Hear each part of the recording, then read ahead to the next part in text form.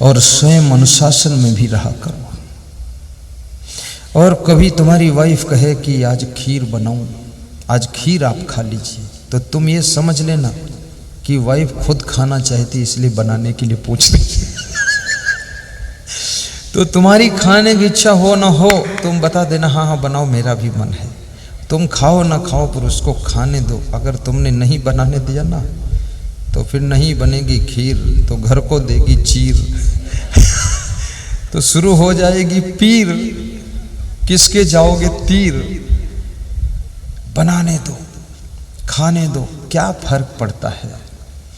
मैं तो, हमारे आश्रम में संत लोग रहते हैं, तो मैं आश्रम के भंडारे का मेनू नहीं बनाता।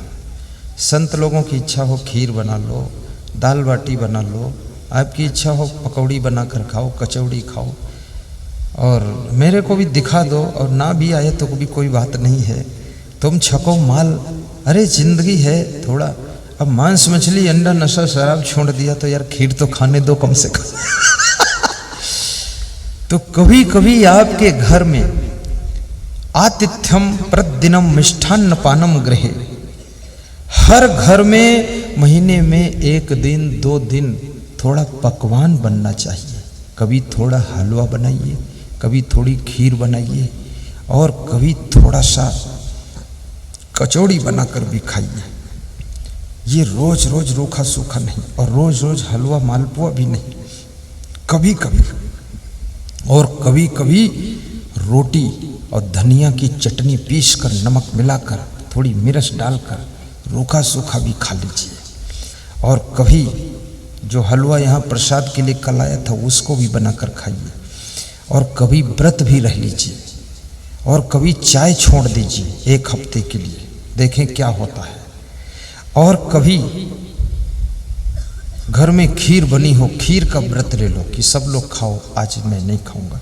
कोई जिद करे तुम भी खाओ तो 1 चम्मच खा भी लेना, फिर व्रत तोड़ दो। अन्यथा लोग सोचेंगे ये नाराज है इसलिए नहीं खा रहे, तो फालतू बाउंडर क्यों बढ़ाओगे, 1 चम्मच ले लो। और कभी साधारण कपड़े भी पहन लो, कभी अच्छे कपड़े भी पहन लो, कभी कीमती भी पहन लो, कभी सस्ते कपड़े पहन लो, और कभी पैदल भी चले जाओ, कभी मोटरसाइकिल से चले जाओ, कभी कार में चले जाओ, और कभी सोने चांदी के आभूषण सब स्टॉक में रख दो। सत्संग में आओ तो कोई आभूषण पहन कर मत आओ, अगर पहन कर आओ तो गुरु जी के व्यास गादी पर दान कर दो, छुट्टी कर। तुम्हारे आभूषण से हम आश्रम बना देंगे। फालतू कान में लटका है कुंडल, कोई काम तो आया नहीं, तो आश्रम बन जाएगा कान के कुंडल से। कान तो तुम्हारे पास रहेगा ही, खाली कुंडल जाएगा। अगर जिले में बड़ौद तहसील में खजूरी गांव में नेपाल सिंह सोलंकी सोंधिया राजपूत प्रोग्राम कराया उन्होंने, वहाँ बहुत सी महिलाओं ने अंगूठी, चांदी का छल्ला, कम से कम 50 छल्ला अंगूठी दान दिया आश्रम के लिए। बोले हटाओ झंझट खत्म करो, 2 में पहना हूँ 1 का दे देते हम। आश्रम मंदिर बनाने के लिए, आज मैं आ रहा था तो कैसेट गा रही थी कि मंदिर वहीं बनाएंगे, रामलला हम आएंगे और मंदिर वहीं बनाएंगे। तो मैंने कहा अरे कमाल है, तो मैंने भी शुभकामना किया कि मंदिर जरूर बन जाए। अच्छा है, मंदिर बनना चाहिए। राम की जन्मभूमि में राम का मंदिर नहीं बनेगा तो ये कहाँ बनेगा। राम की जन्मभूमि में ही मंदिर बनना चाहिए, जरूर बनना चाहिए।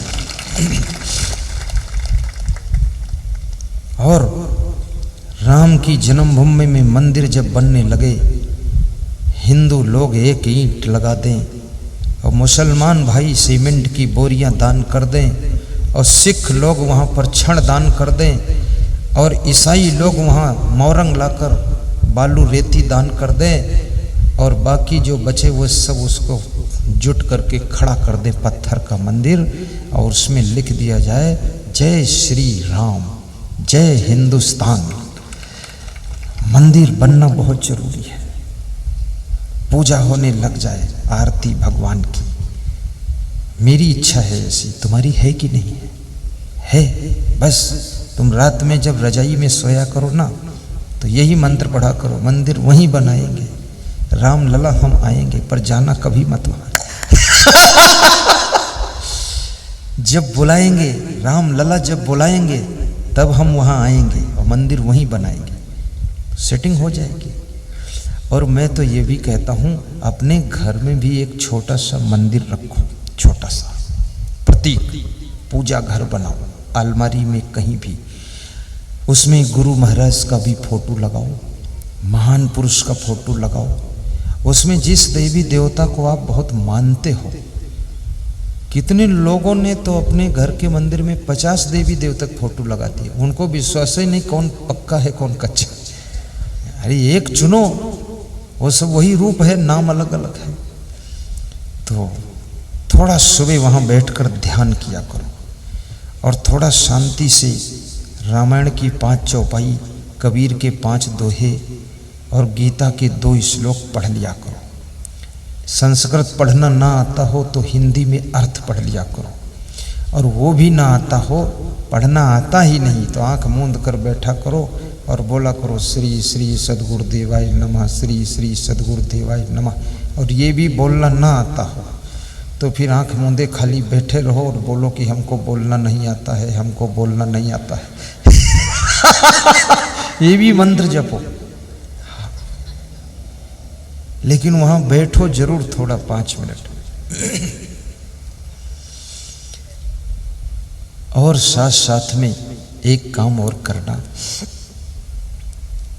कोई नशा मत करना। बीड़ी, सिगरेट, भांग, अफीम, दारू कुछ भी मत खाना पीना। अगर खाते हो तो मेरे चरणों में आज गुप्त रूप से संकल्प लेकर छोड़ देना। आपके घर में 50% खुशियां बढ़ जाएंगी, माताएं बहनें चिंता मुक्त हो जाएंगी। पतियों का नशा कम हो जाए तो पत्नियों की शान बढ़ जाती है, और पतियों का भटकना बंद हो जाए तो पत्नियों की चिंता खत्म हो जाती है, और पतियों की फिजूल खर्ची बंद हो जाए तो नारियां ढोल बजाने लगती हैं, और स्त्रियों का कठोर बोलना बंद हो जाए तो पुरुषों की उम्र बढ़ जाती है, और स्त्रियों का खुश रहना शुरू हो जाए तो घर में लक्ष्मी बढ़ जाती है, और स्त्रियों के गुस्सा आने लग जाए तो घर में दरिद्र बढ़ जाता है। इसलिए स्त्रियों को खुश रहना चाहिए और अपने पतियों को परेशान नहीं करना चाहिए। युक्ताहार विहारस्य युक्त चेष्टस्य कर्मसु युक्त स्वप्नौ बोधस्य योगो भवद दुःखः।